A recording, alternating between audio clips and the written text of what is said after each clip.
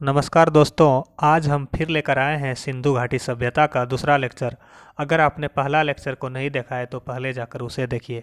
और आपको हम गारंटी के साथ आशा दिलाते हैं कि आपको बिल्कुल अच्छी तरीके से समझ में आएगा और आपको यह महसूस होगा कि आपने कभी भी सिंधु घाटी सभ्यता के बारे में इस तरह जानकारी प्राप्त नहीं किया था। तो बगैर देर किए इस लेक्चर की शुरुआत करते हैं। तो माँ सरस्वती का नाम लेकर शुरुआत करते हैं। तो आज हम लोग सिंधु सभ्यता के नगर निर्माण योजना के बारे में बात करेंगे। नगर निर्माण योजना कहने का मतलब उस समय जो समाज हुआ करते थे कैसे हुआ करते थे। तो नगर निर्माण योजना शब्द से ही आपको समझ में आया होगा कि सिंधु घाटी सभ्यता एक नगरीय सभ्यता थी। तो नगरीय सभ्यता होने के साथ साथ इनकी दो प्रमुख विशेषताएं थी। वो विशेषता क्या थी? पर्यावरण अनुकूल नगर नियोजन, यानी कि यहाँ पर जो घर बनाए गए थे वो इस हिसाब से बनाए गए थे कि ठंडी, बरसात, गर्मी, इन सब से कैसे निपटना सही तरीके से संभव हो सके, उस तरीके से बनाया गया था। और साथ ही साथ यहाँ की जल निकास प्रणाली भी बहुत उत्तम थी। क्या बात की है? जल निकास प्रणाली। तो नगर निर्माण योजना में पहला पॉइंट क्या है? नगरीय सभ्यता। और नगरीय सभ्यता होने के साथ साथ इसकी दो विशेषताएं रही है: पर्यावरण अनुकूल नगर नियोजन और जल निकास प्रणाली।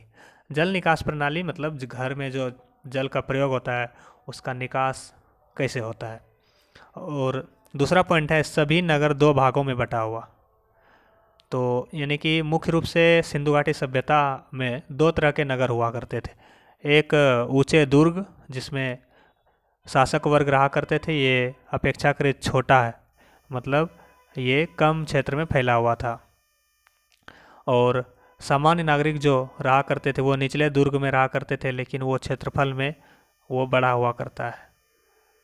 तो आप लोगों ने जाना कि नगर जो होते थे सिंधु घाटी सभ्यता में दो तरह के होते थे। एक ऊंचे दुर्ग जो छोटे हुआ करते थे क्षेत्रफल में और उसमें शासक वर्ग रहा करते थे, और एक बड़ा हुआ करता था क्षेत्रफल में जिसे निचला दुर्ग कहा गया है। उसमें सामान्य नागरिक, कारीगर, वकील, डॉक्टर ये सब रहा करते थे। और प्रत्येक सड़क जो होता था वहाँ पर दो सड़कों के बीच 90 डिग्री का कोण बनता था, यानी कि सड़कों का कटान कितना डिग्री पर होता था? 90 डिग्री पर। और सड़कों के किनारे की जो नालियाँ होती थी वो ऊपर से ढके हुए होते थे। क्या बोले? कहीं पर भी वहाँ पर नालियाँ अगर होती थी तो वो कैसे होते थे? ऊपर से ढके हुए। समझिए आज से 5,000 6,000 साल पहले सड़कों के किनारे जो नालियाँ होती थी उस पर ढका हुआ रहता था। और अभी का सरकार कैसा है जो कि सही तरीके से जल निकास प्रणाली को नहीं अपना पाया है। खैर कोई बात नहीं। आगे है कालीबंगा और रंगपुर के अलावा सभी में यानी सभी नगरों में पकी ईंटों का प्रयोग, यानी कालीबंगा और रंगपुर में पकी ईंटों का प्रयोग नहीं हुआ है। बाकी बात जितने भी नगर रहे हैं सिंधु घाटी सभ्यता में वहाँ सभी जगह पर पकी ईंटों का प्रयोग हुआ है। नेक्स्ट है हड़प्पा, कालीबंगा और मोहनजोदड़ो की नगर योजना लगभग एक समान, यानी कि हड़प्पा, कालीबंगा और मोहनजोदड़ो की नगर योजना यानी कि नगर का निर्माण जो हुआ है एक ही तरह से हुआ है। इसीलिए यह पॉइंट बहुत मायने रखता है। क्वेश्चन आ सकता है कि किन किन शहरों का या नगरों का नगर योजना लगभग एक समान है, तो बताना हड़प्पा, कालीबंगन और मोहनजोदाड़ो। नेक्स्ट जो पॉइंट है ये बहुत महत्वपूर्ण है। सभी घर में एक रसोई घर, एक आंगन, एक स्नानागार और कुआं के साक्ष्य मिला है। यानी कि आप सिंधु घाटी सभ्यता में किसी भी नगर में चले जाइए, वहाँ के प्रत्येक घर में एक रसोई घर, एक आंगन, एक स्नानागार और कुआं के साक्ष्य अवश्य मिलेगा। साथ ही साथ अगला पॉइंट है प्रत्येक नगर के चारों ओर प्राचीर बनाकर सुरक्षा व्यवस्था, यानी चोरों से, डकैतों से बचने के लिए या तो दुश्मनों से बचने के लिए, ये सुरक्षा व्यवस्था को बनाए रखने के लिए प्रत्येक नगर में चारों ओर यानी कि प्राचीर मतलब दीवार होता है वो बनाकर सुरक्षा व्यवस्था को अपनाया गया है। तो नेक्स्ट स्लाइड में आगे बात करते हैं और बात करेंगे कि सिंधु सभ्यता का सबसे अद्भुत निर्माण की बात करेंगे। क्या बात की है? सिंधु सभ्यता का सबसे अद्भुत निर्माण। तो उसमें आता है विशाल स्नानागार, जो कहाँ पर है? मोहनजोदाड़ो नगर में हुआ करता था।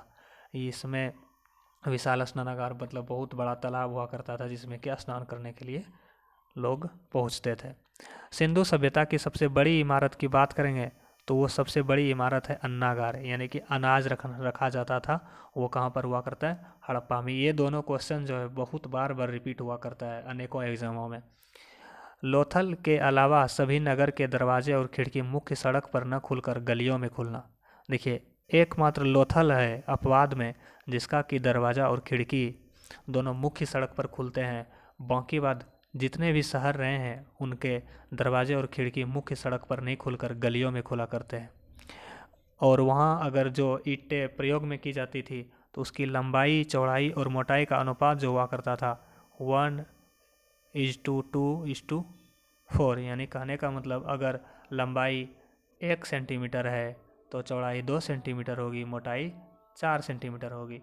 यानी कि लंबाई चौड़ाई का आधा और चौड़ाई मोटाई का आधा, और ऐसे बोल सकते हैं चौड़ाई लंबाई का दोगुना, मोटाई चौड़ाई का दोगुना। नेक्स्ट है सिंधु सभ्यता के निर्धारण का सबसे महत्वपूर्ण स्रोत।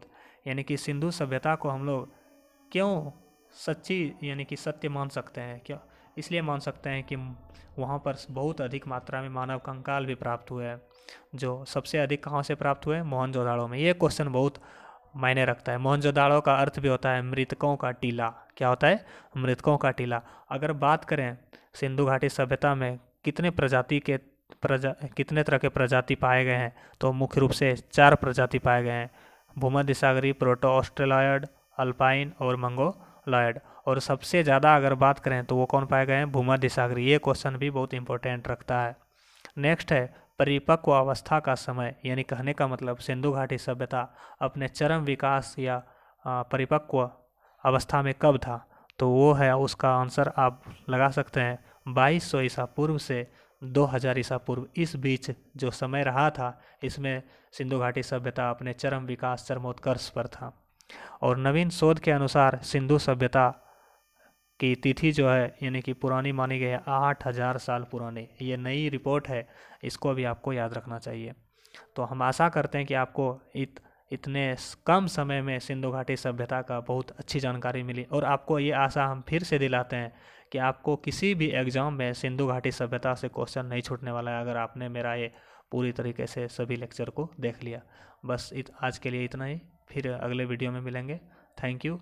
लाइक, शेयर और सब्सक्राइब करना ना भूलें। धन्यवाद।